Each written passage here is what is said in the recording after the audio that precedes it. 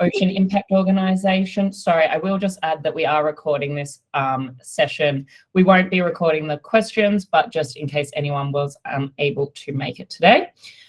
So Nick and Tim, both co-founders, Nick being the CEO and Tim, head of marketing and community, and Gabby, the community manager. And then myself, programs manager at Energy Lab, and very excited to be delivering this in partnership with OIO. And Megan, the CEO of Energy Lab, also provides some support. And then we have James Tilbury, who is more on the investment side. He is a co-founder and ex-CEO of Energy Lab and still manages various investments in these accelerator programs. So first we'll run through the support structure, which will support you through the program should you be successful. And then we will go through an overview of how the program will actually run. So this is the support structure. We have the investment, some direct support through the people on this call, me, Nick and Tim, mentors, partners, investors, and then the guided learning, which is the program, and then some more indirect support through the community, which Gabby will be very involved with, and also exposure through social media. So just in a bit more detail, the guided learning is all this content that you should find useful. We will do a thorough needs analysis with each successful applicant before the program begins to work out where some of the common challenges are, where maybe startups can use a bit more support, and we will tailor the program. Of course, there's some basic things that are always included, but we will also reach out to those relevant speakers, mentors, and other connections that will help you with your challenges. They're arranged as group sessions, so everyone comes along at the same time on Zoom, and you'll have the opportunity to get to know each other. We'll also do peer-to-peer learning, so you'll have the opportunity to share your challenges with the group, find out maybe how other startups have addressed the same challenges, or if a lot of people are facing the same challenges, we can do some brainstorming about how we can overcome these and maybe work out some appropriate speakers. They are arranged into themes, which we'll go through shortly. Each module is about a fortnight long, probably about 10 to 12 hours over that fortnight. So about 2 hours a day. Last year we did 1 to 3 p.m. Australian time or Sydney time, but depending on the time zones, that might change. And then there'll be a gap of about 4 to 6 weeks where you can implement some of those learnings from the program. And also, if you've got in touch with some mentors during our sessions, that's another opportunity to meet up with them for a longer session. But I'll also be checking in with you throughout, and you'll have the opportunity to also meet with Nick and Tim throughout. And that does require all participants in the program to attend, as that's how we really get the cohort cohesion. That is really one of the valuable parts of a program like this. Then we will have check-ins every module, so you'll have the opportunity, as I said, to meet with Nick and Tim, and also myself, the program manager. So that's when you can ask for maybe extra support if you feel that something's lacking. You can ask for support in that area. We can also provide a little bit of advice and just check how you're progressing against your goals for the program and see if there's anything we need to change. And then you'll be introduced to these connections throughout those tailored modules. So we've got mentors. We've got a wide range of mentors that have volunteered to support our startups. These are across all areas of like the startup ecosystem and also the ocean impact ecosystem. So some with technical expertise, some with more business expertise, and you will be assigned with a variety of those that we feel meet your challenges. And that's just really an introduction. And then you can take it from there, meet up with them during the gaps and that sort of thing. You'll be provided with their information beforehand so that you can think about what questions you might want to ask them and where they can potentially help you, so you're starting on the front foot. We'll also meet some strategic partners, which might also be potential customers depending on your startup, and we'll help you get in front of the right person within that organization. You can, of course, request something and we can see what we can do to get you there. And this will really save you many hours of business development work, and again is one of the key values of a program like this. And then on the more indirect support, social media, we love to post about the achievements of our startups, as you might see us posting about our alumni and every now and then, or OIO posting about the alumni every now and then. If you need to promote something, we're happy to post that on the OIO LinkedIn. If you're hiring for a position, raising something like that, you can let us know. We also do a lot of posting in the lead up to INNOVOCEAN, which you might have seen last year, which is the Ocean Impact Startup Showcase run by OIO. And then there's always third-party events that if you're interested in, you can let us know. And I'm sure Gabby and myself can help you get involved in that way. And then we will have an online Slack community where you can all chat with each other. Myself, Gabby, anyone on the team can share links to things that might be relevant, whether that's some reading or an event that's coming up, anything like that. And you'll be part of the wider Ocean OIO Slack workspace, and then we'll have a dedicated channel just for the 2023 cohort. So you get to also interact with some people in the broader community. All right, now the actual program. So this is what it looks like. So we'll have a kickoff for a few days where you get to meet everyone, understand their startups. You'll network with each other. You'll also network with us, Energy Lab, OIO, and the people involved in the investment. And at that point, I'll do a thorough needs analysis for you one-on-one. We'll discuss where you're at, what your goals are for the program, and then we'll really use that to tailor some of the more areas that can use a bit of customization within the program, make sure we're getting the right speakers, and make sure that everyone in the cohort will be benefiting from those speakers, that it's addressing everyone's challenges. And then later we'll have the modules, which will start in about June this year, I believe. That's the program that runs for about a fortnight. Every time in the 4 modules, we'll have the overview and an update on your startup, meet some mentors. We'll also do that peer-to-peer learning I was discussing earlier. You'll have a check-in with the program manager and also the OIO team. And we'll also do some group feedback to just see if we need to make any changes for the next module, what's working, what's not, what do you need more of. And so the 4 modules will be the foundations module, which will look at legal and accounting, forming your team, doing customer research, financial modeling, meeting some of those mentors, and a coaching kickoff. Then we'll go to sales and partnerships, a bit like maybe 6 weeks, 4 or 6 weeks later. Market analysis, marketing, sales, presentation skills, and partner presentation. So that'll be an opportunity to meet some potential partners. Then growth and scale, which will be establishing milestones for growth, scaling up, international expansion, and a Q&A with experienced founders, which all the startups last year found very beneficial. I think that was one of the highlights. And the capstone and investment module, where you're really developing your ask, whether that's for partners, customers, or fundraising. We can work on that together. You'll also do pitch preparation with our pitch coach, who'll provide you with some feedback on your pitching and getting you ready for that INNOVOCEAN event. At this time, you'll also meet some investors, and we'll also have a showcase with investors. And during that whole formal module period, you will always have be able to contact me. I'm happy to help in any way. And we'll also have that Slack if you want some support from the rest of the cohort, or you need some help with anything. And then at the end, we will have INNOVOCEAN, which is super exciting. We had the first one last year and it was a huge hit. You'll have the opportunity there to pitch to a wonderful audience of ocean impact experts, as well as people in the startup ecosystem, and get some publicity there as well. We'll also have a little session on founder resilience and your next steps going forward after this program ends, and a wrap up and conclusion, checking ourselves against our goals, and then what will be our future goals, and also any feedback on the program as well. So that is super exciting, and that will be towards the end of November. So the whole program runs for about 6 months or so.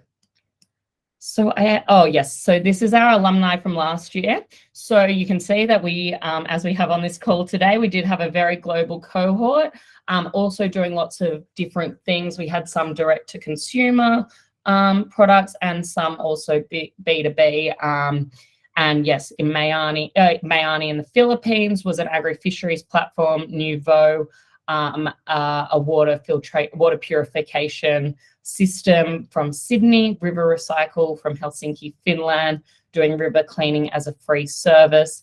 Sathi, which was doing biodegradable and natural sanitary pads in India. Skyology, doing carbon capture in the US, and UVPack doing single-use plastic alternatives that were fully compostable and edible from Brisbane.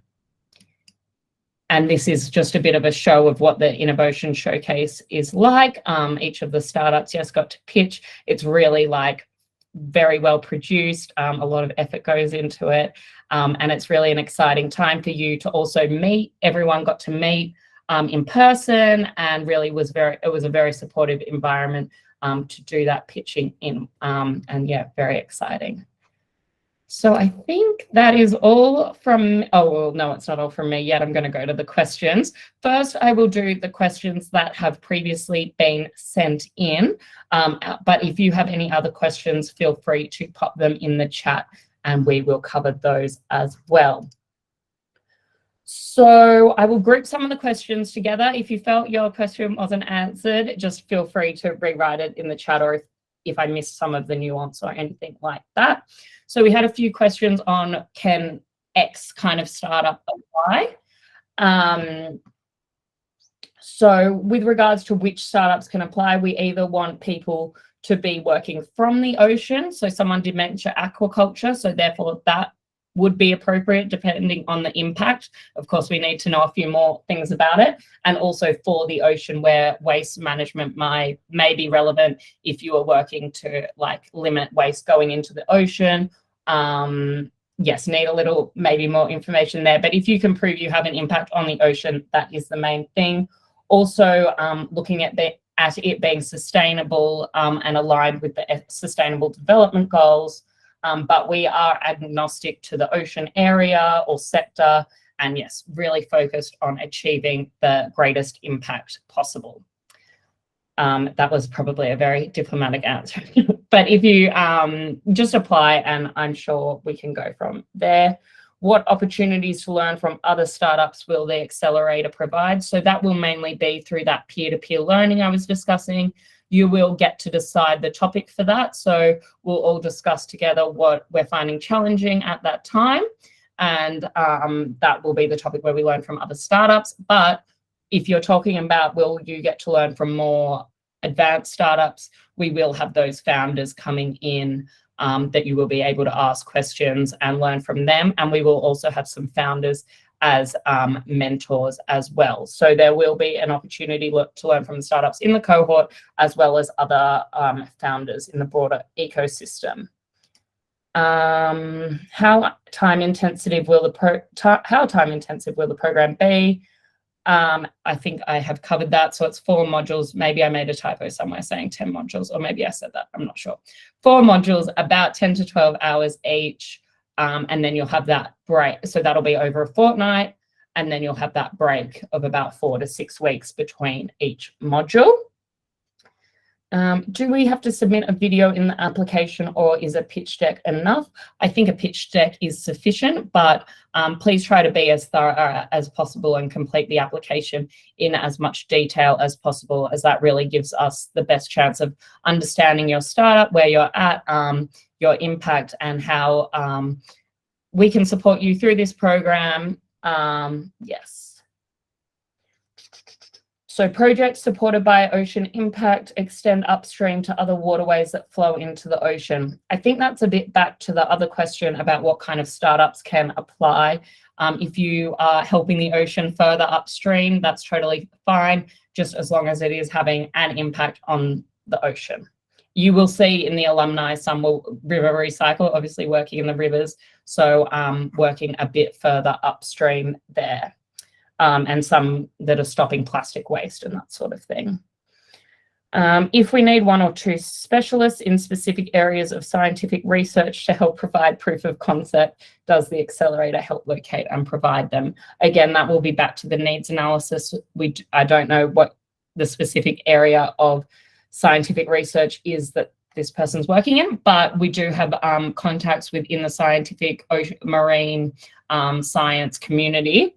And once we've done that needs analysis and addressed where you need help, then we can reach out and arrange that for you. Yes. I'd like to probably add something to that there. So Go for it. it's very much a two-way assessment process coming into an accelerator like this. So it's not just all about us taking who we would consider the best applicants are. A key thing for us is working out who we're able to actually help the most. So we do have an extensive range of mentors and people that are interested in supporting in all range of sectors and ocean science areas.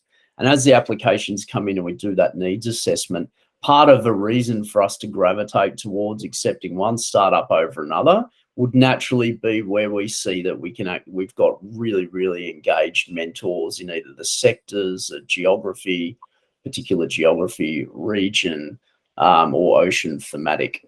So that's all part of the application and assessment process and how we think about reviewing applications. Thank you, Nick. I will be throwing back to you again in a second. So we have a few questions on the kind of investment side of the program. So firstly, is the investment given to startups at a fixed equity valuation, or is it negotiable for each participating company? So if you have not done a round previously, we would suggest or propose a valuation of $1 million AUD. Is that set in stone? And the answer is no, everything's negotiable. If you have done a previous round and we like the look of and want to make you an offer, then we would typically make that offer at your previous priced round. Thank you. And is there an opportunity to buy back the 10% equity stake at a future valuation? Unfortunately not. At what point of the accelerator will the equity capital be made available to the chosen organisation? So we make that available upfront. So that is available on day one as you come into the program. Awesome. And are there any additional conditions attached to the investment, for example, board seats? We don't take board seats, but it is a requirement that you would undergo the program and commit to the program to the full extent right through and agree to keep us updated of progress beyond that so that we can keep our investors updated. I mean, it's a natural thing that you would want to do that anyway, because you would hope that some of those investors might be interested in investing in subsequent rounds.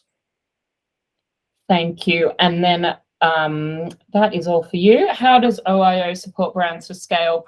Please provide an example. So for consumer products, we did have Nouveau and Sathi in the cohort last year.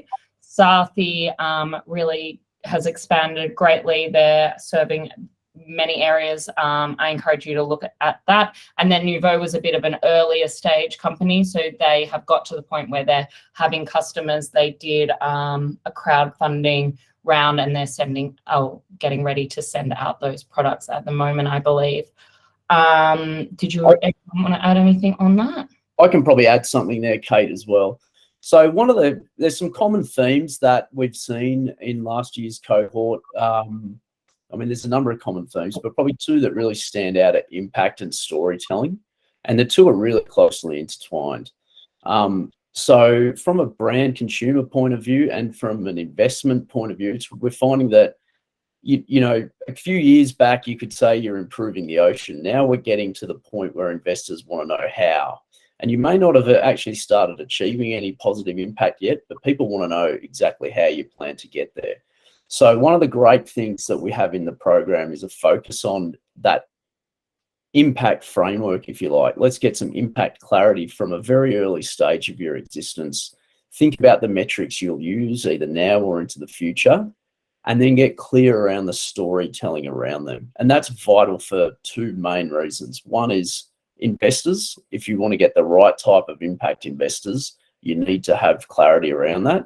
And increasingly, it's important for consumers as well, because we're seeing a hell of a lot of people move towards, you know, only wanting to transact with purpose-related brands and we're also seeing a hell of a lot more greenwashing these days, where it's really vital to have that story clear and backed by, you know, real metrics. Thanks, Nick. And yes, I don't think I included that, but the impact section is one where we have really solid mentors, and where the startups last year really grew and were able to really measure and communicate that impact to the mentors, partners, and investors that they were meeting throughout the program, which really helps them get on board. What cohort number will this be? This will be cohort number 2, which is super exciting. And what success stories have you seen from past cohort participants? So I think Nick kind of touched on that a little bit, but you can look up the alumni online. A lot have opened rounds or at INNOVOCEAN or following that I think are mainly still open, but we're seeing a bit of a lot of traction there. I would say that's the main things.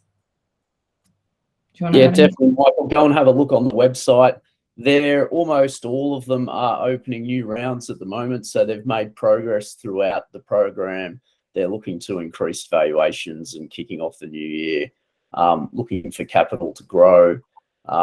River Recycle has a new site, or two going. UVPAC has engaged a number of high-profile science organisations for further trials and customer trials as well. There's a variety of really positive things, and it was our first cohort. I'm not too sure if you answered that bit, Kate. Michael, in terms of your updated slides, sure. I could be wrong, but I think F6S allows you to go in and update that live. If you have a problem with that, just send it through to Gabby via email, and we can update it manually for you. Thanks, Nick. And just on the success as well, throughout the program, we'll make you aware of other opportunities that are available. UVPAC won the Nespresso cash prize in the, I can't remember what it's called, Start Cup Challenge, I think it's called. And many of the organisations were nominated for other awards and winning. Nouveau won a Circle Award, also some nominated for the Climate Salad Startup of the Year awards and those sorts of things. So we will keep you across all of those sorts of opportunities. Is a video sufficient if we don't have a pitch deck? I'm not sure. Nick? We'd probably prefer a pitch deck if I had to pick one over the other. Okay, thank you. And we're at the growth stage. A key benefit for us would be an introduction to potential customers. My question is, at what stage of the program can we be introduced to customers and local partners in the supply chain? Thanks, Rennie. So at the growth stage, that's totally fine. Last year, we did have startups across a wide variety of stages, some not having customers yet, and some have done quite a bit of raising and are quite developed and have those customers and partners already. So if you are really looking for customers now, then again, that's something we can discuss in the needs analysis and be looping you in with partners and customers in that area in the mentor catch-ups. And also if other startups are in that boat, we can get those speakers in earlier as well. So that's definitely possible. 4 modules, 2.5 days each, I guess.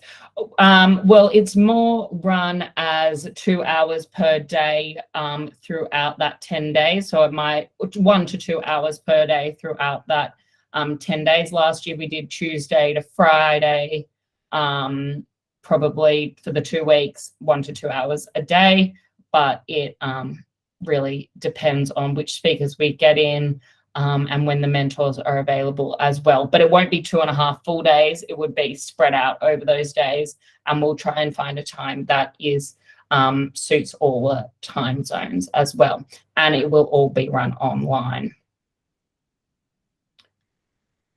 Okay, at what stage do you usually prefer the startup to be? Do you accept prototype stage startups, or is it required to already have some traction revenue? We are looking for early stage startups.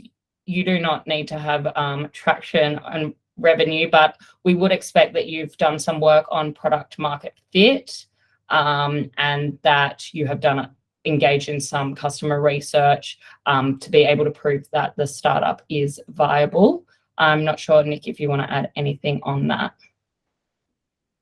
Yeah, that's about right. We're looking for some form of customer validation. Now, that might be, you might have made sales, you might have letters of intent from potential partners that are interested in your product or service.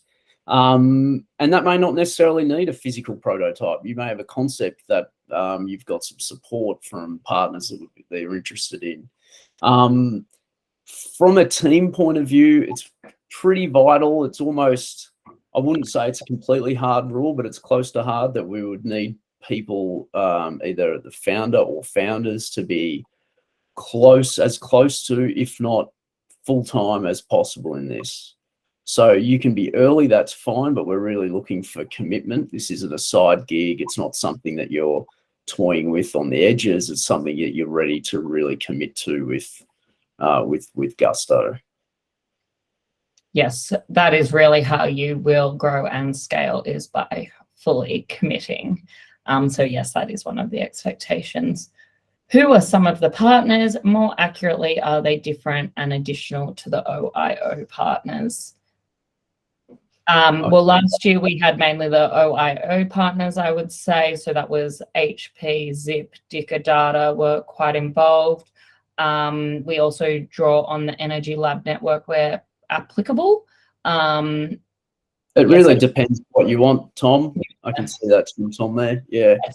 So yeah, this is where that needs analysis comes in, Tom. So we have a range of partners. We've got the visible ones that Kate's talking about there, and some of them are funding partners of the organisation. They're not relevant for a lot of the startups that come through. More relevant for possibly for you, Tom, might be some of our connections and partnerships, which are more at the science level. So we probably have, 50 formal flexible partnerships in play, and many others that we can call on when there's a real need. And that's where that needs analysis and the assessment has become such an important thing for us, because we're working that out before we've actually got you sitting down on the first day in the program. Yes, thank you, Nick. And yeah, the network always extends as well. If we know someone who might know someone, we know that's also how the mentors are often really valuable, is even if, they might be able to provide a certain level of support, but often they can provide an introduction to someone else that can also be highly valuable. Okay. Are there some sustainable development goals you care about more than others? Nick, I will probably get you to answer that one from OIO's perspective. It's a good question. So we are focused on SDG 14, life underwater. But when you start to look at the SDGs in depth, you come to realize that it's very, very difficult to impact SDG 14 without going through or around or in partnership with some of the others. So SDG 14, yes, but if you look at someone like, say, Sathi, who, yes, there's an ocean impact element, but there's also a social element. They touch maybe 4 or 5 other SDGs. And in fact, if you look at the cohort from last year, I'd imagine they're all in the same boat. There's probably at least a minimum of 3 SDGs that they have a direct touch point with, and possibly even up to 6 or 7. So we use the SDGs. We also use something called the Impact Navigator Framework, which is an emerging startup impact landscape, and we can provide you with some more details after the meeting. Thanks, Nick. And finally, are previous entrants able to put in for this cohort? Definitely, I think. Yep. Yeah, definitely. Feel free to apply again. We would love to see your application. Okay. Any other questions? Feel free to just shout out now. If you do, I'll keep it open for maybe 20 seconds.